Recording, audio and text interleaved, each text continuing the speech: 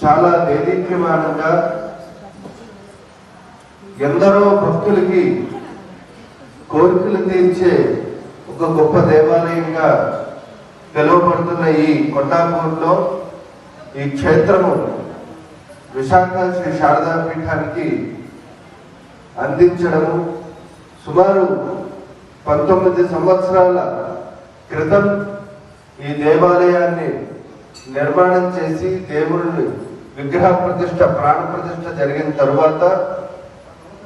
ఇంతింతై వటుడంతై అన్నట్లు నిత్యము కమిటీ వారందరూ కూడా భక్తులకి ఎటువంటి సేవలు చేస్తే భగవంతుని యొక్క అనుగ్రహం పొందుతారు అని ఆలయ కమిటీ వారందరూ కూడా యోచనలు చేస్తూ మా విశాఖ శ్రీ శారదా పీఠం ఈ తెలంగాణ రాష్ట్రానికి ధర్మాధికారిగా